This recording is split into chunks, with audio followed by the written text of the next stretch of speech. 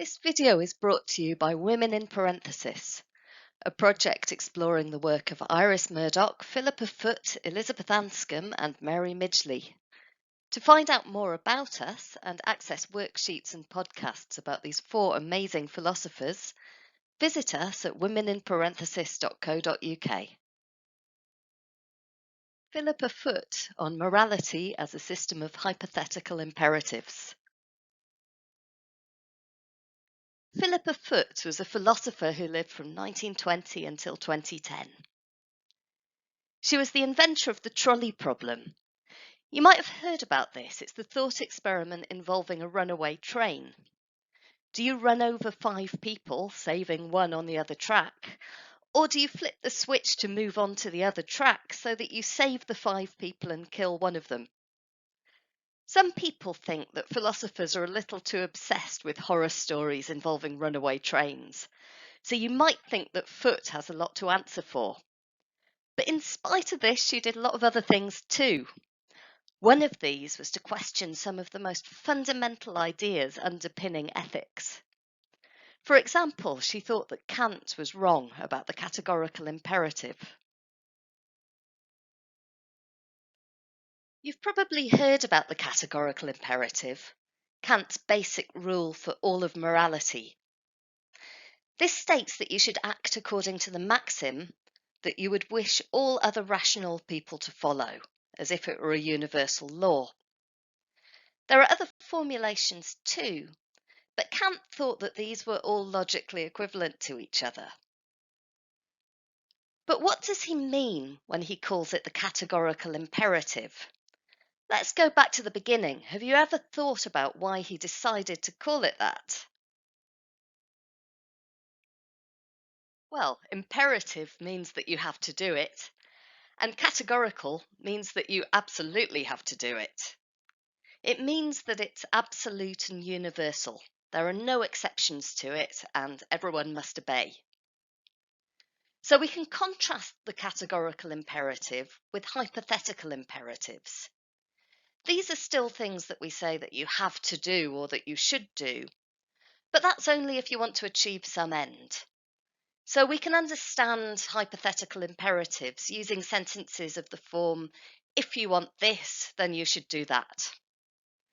For example, if I want healthy teeth, I should eat less sugar. Or if you want to catch the train, you should leave now. So the categorical imperative is different from this. There's no if, just a should. There aren't certain conditions or situations that make it true. It's always true in a universal sense. But why does Kant think that it matters that morality is based on a categorical imperative? Well, let's think about our if you want this, then you should do that sentences. Now, these are hypothetical imperatives, as we've seen. So let's see what happens if we put a moral rule into one of those. So, for example, if you want to be a good person, you shouldn't hit your brother. Now, one way that you might respond to this is to say, well, I don't care about being a good person, so that lets me off the hook and I can thump my brother to my heart's content. For Kant, this won't do. It's important that nobody is left off the hook when it comes to morality. You can't get out of it that easily. If we think that any moral rule is only good for the sake of something else, that seems to mean that in some way it's dispensable. Instead, Kant thought that we needed morality to be something that was desirable for its own sake. Now, Kant is the obvious example of someone who thinks like this. But in a certain way, pretty much all other moral philosophers had done something similar. For example, the utilitarian Jeremy Bentham thought that happiness was the only thing that was good for its own sake.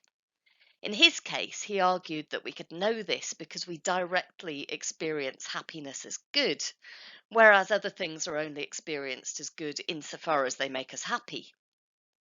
Now, similarly, in a way, Aristotle thought that human flourishing was the only thing that was good for its own sake. He thought that everything else on the planet, plants, animals, and so on, were only valuable insofar as they had some purpose for us, and that purpose ultimately somehow contributed to our flourishing.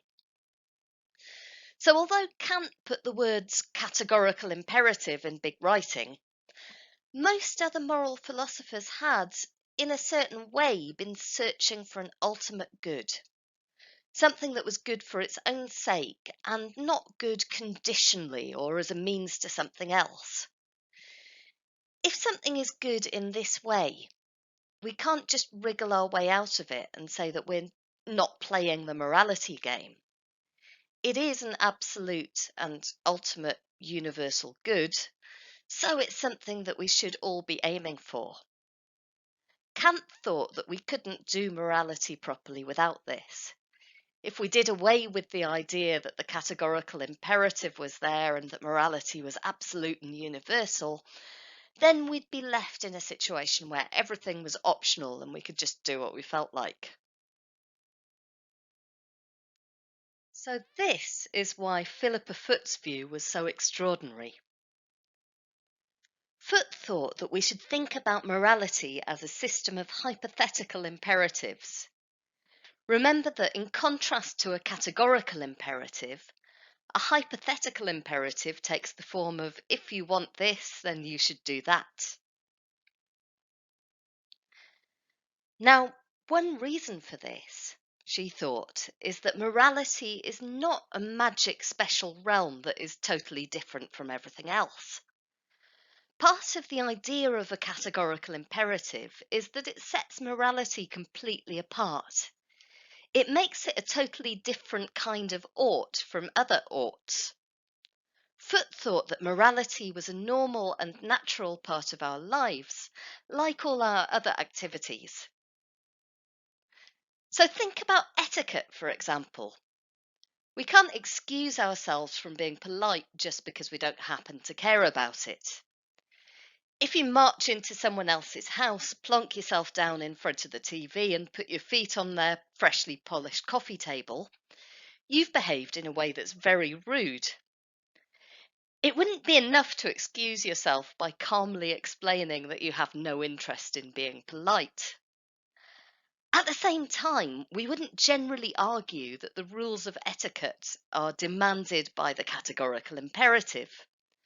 They're required of us because we want to live peacefully and happily with other people, perhaps.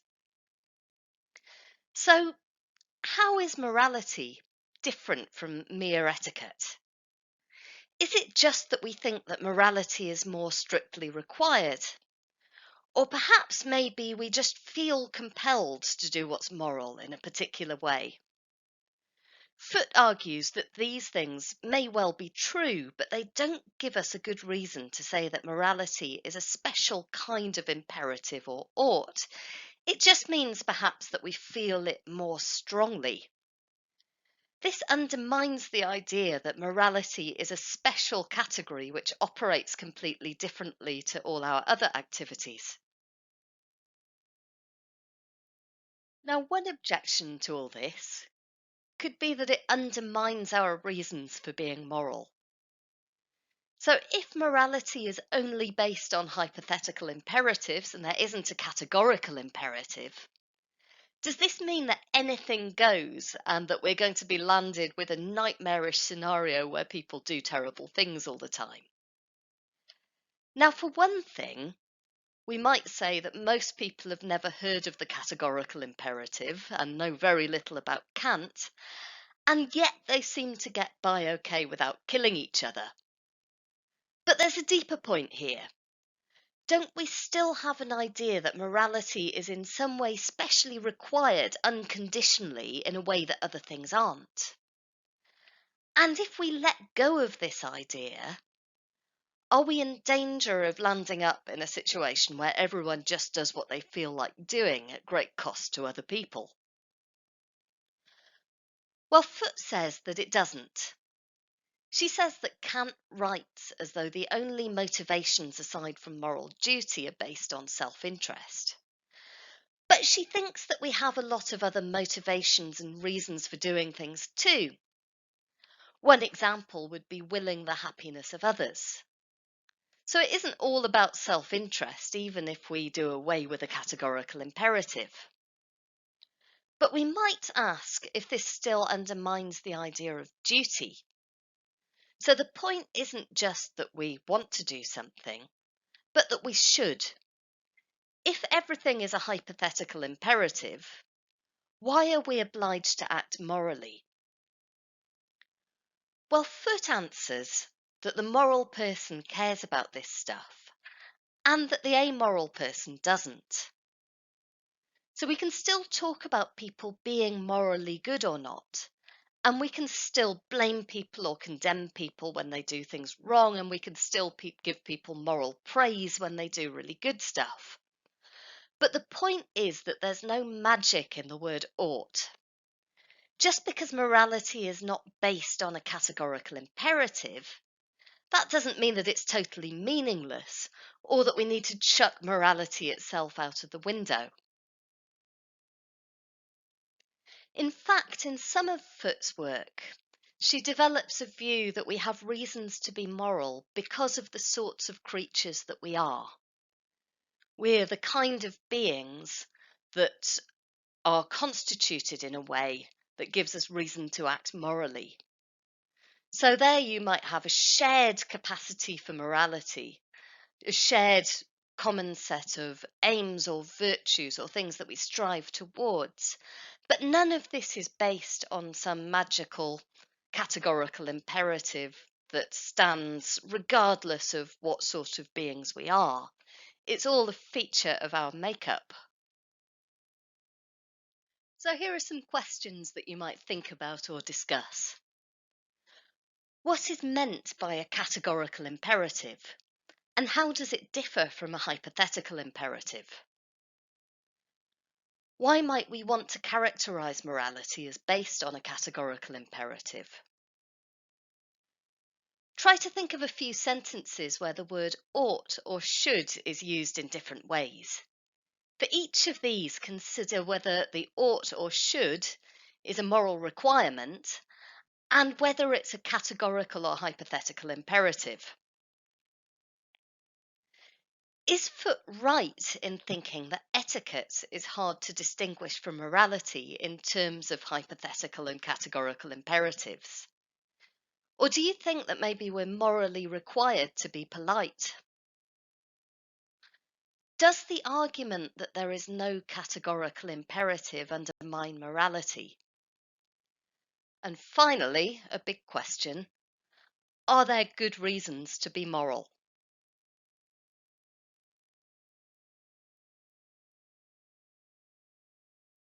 So that's all for now. You can learn more about Philippa Foot at womeninparenthesis.co.uk. Goodbye.